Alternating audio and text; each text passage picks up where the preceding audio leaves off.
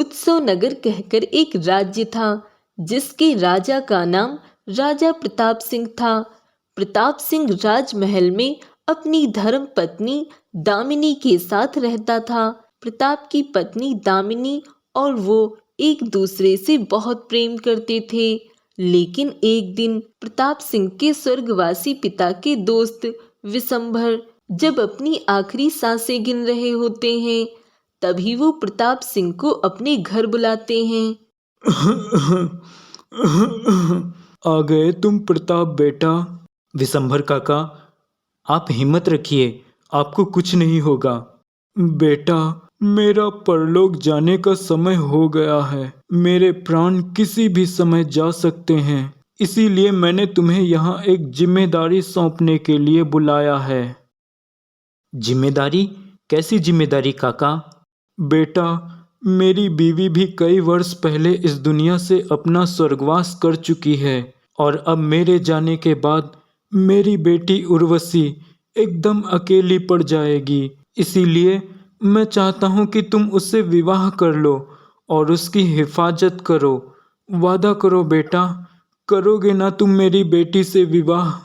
लेकिन काका, मेरा विवाह तो दामिनी से हो चुका है और वो मेरी अर्धांगिनी है। मेरे पास अब ज्यादा वक्त नहीं है बेटा। मेरी आत्मा को शांति मिले, इसीलिए विवाह कर लो उर्वशी से।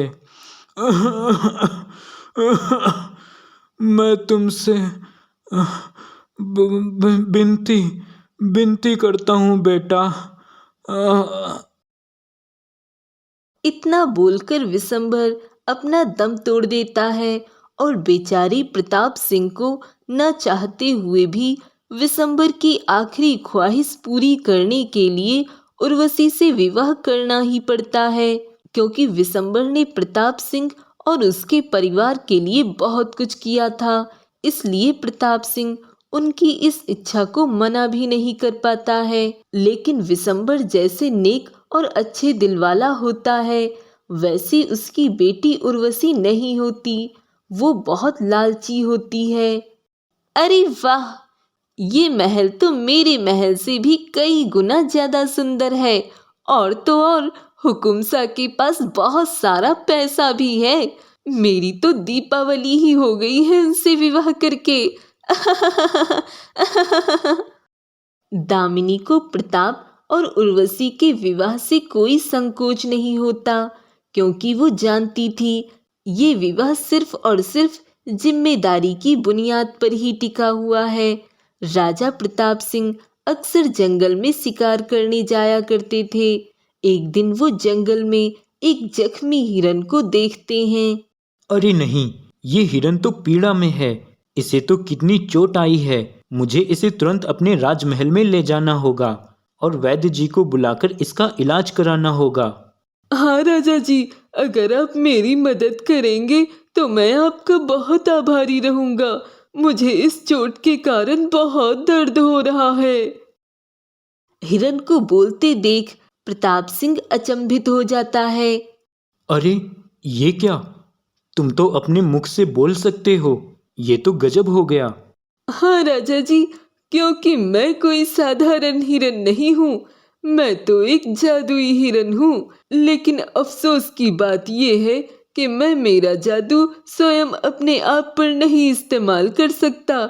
इसलिए मुझे अपनी चोट को ठीक करने के लिए किसी और की आवश्यकता है। प्रताप सिंह उस हिरन को अपने राजमहल में ले जाता है और वैद्य जी आकर उस हिरन को ठीक करते हैं। और उनके जाने के बाद, धन्यवाद राजा जी, आप जैसे राजा मैंने कभी नहीं देखा। आप पैसों से तो धनी हैं ही, लेकिन दिल से भी बहुत धनी हैं। इसलिए मैं आपको भेंट स्वरूप कुछ देना चाहता हूँ। तभी अचानक से प्रताप सिंह देखता है कि हिरन की सींग उसके शरीर से अलग होकर वो प्रताप सिंह के हाथ में आ जाती है। ये सींग? मैं इसका क्या करूंगा जादुई हिरन? ये जादुई सींग आपके लिए मेरी तरफ से भेंट है। इस सींग से आप जो मांगोगे वो सब आपको मिल जाएगा। अगर आजमाना हो तो अभी आजमा लीजिए। कहिए, आपको इस वक्त क्या खाने का मन कर रहा है? फिलहाल तो मुझे मीठे गुलाब जामुन खाने का बड़ा मन कर रहा है। गुलाब जामुन मिल जाएं। प्रताप सिंह के इतना कहते ही वहां पर ढेर सारे गुलाब जामुन प्रकट हो जाते हैं और वो अलौकिक दृश्य देखकर प्रताप की आंखें फटी की फटी रह जाती हैं। अरे वाह, ये तो वाकई में चमत्कारी सींग है। अब मैं जा रहा हूँ राजा जी, अब आप ही इस सींग के असली मालिक हैं। शुक्रिया हिरन। हिरन वहां से चला जाता है, लेकिन हिरन और प्रताप के बीच की बातों को उर्वशी कक्ष के बाहर से सुन लेती है और अब वो अपनी नजर उस जादुई सींग पर रखती है। अब तो इस जादुई सींग को मेरा ही होना होगा और जब मैं इसे हुकुमसा के हाथों से प्राप्त करके अपने हाथों में पाऊंगी तभी इस विश्व की सबसे ताकतवर रानी बन जाऊंगी। प्रताप दामिनी को वो सींग दिखाता है और उसका परिचय कराता है। अरे वाह, ये तो बहुत ही अद्भुत सींग है। हुकुमसा, आप इसका उपयोग किस काम में करोगे? हमारी प्रजा की भलाई हेतु। हाँ दामिनी, मैं इस जादुई सींग के जरिए अपनी प्रजा, अपने राज्य के लोगों को वो सारी सुविधाएं दे दूंगा जो उन्हें कभी नहीं मिल पाई और जो उन्हें मिलना नामुमकिन के बराबर है। अरे वाह, ये विचार मुझे भी अत्यंत उचित लग रहा है। आप यही कीजिए। ईश्वर की कृपा दृष्टि से हमारे पास सब कुछ है, लेकिन इस जादुई सींग से हम उनकी मदद करेंगे जिनके पास कुछ नहीं है। प्रताप सिंह उस जादुई सींग के जादू से अपने राज्य के लोगों के लिए मुफ्त में ढेर सारा राशन, मुफ्त में सभी को पक्की ईंट वाले घर, बाकी कई सुविधाएं प्राप्त कराता है।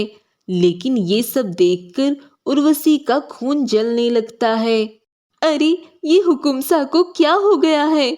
दिन भर बस उस सींग के साथ चिपके हुए रहते हैं और गांव वालों की मदद करते रहते हैं। नहीं, मैं उस सींग को हुकुमसा से लेकर ही रहूंगी हर हाल में।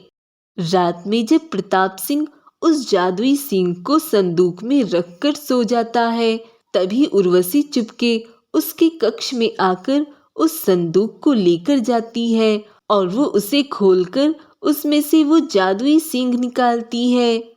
अरे वाह वाह, आखिरकार मैंने हिरन की जादुई सींग चुरा ही ली। हे जादुई सींग, अब से मैं तुम्हारी मालकिन हूँ और अब तुम्हारा सबसे पहला आदेश ये है कि तुम्हें हुकुमसा और उनकी पहली धर्म पत्नी दामिनी को जान से मारना है और मुझे एक सोने का महल देना है जिसमें हर एक चीज सोने की बनी हो। उर्वशी के इतना बोलते ही उस सींग में से एक अलग सी रोशनी उजागर होती है और उस रोशनी को देखकर उर्वशी अंधी हो जाती है। नहीं नहीं, मैं अंधी नहीं हो सकती, ये नहीं हो सकता। अब मैं क्या करूं? उम्मीद नहीं थी उर्वशी कि तुम ऐसा छल करोगी, लेकिन अब तुम्हें इस छल की कीमत चुकानी ही होगी। तुमने जो इतना बड़ा दुस्साहस किया है उसकी सजा तो तुम्हें जरूर मिलकर रहेगी। नहीं नहीं हुकुमसा, ऐसा मत कीजिए। हुकुमसा, हुकुमसा। सेनापति, इसे जेल में कैद कर दो। और इस तरह उर्वशी उम्र भर कारावास में सजा काटती है और प्रताप सिंह उस जादुई सींग का उपयोग केवल दूसरों की भलाई के लिए ही करता है।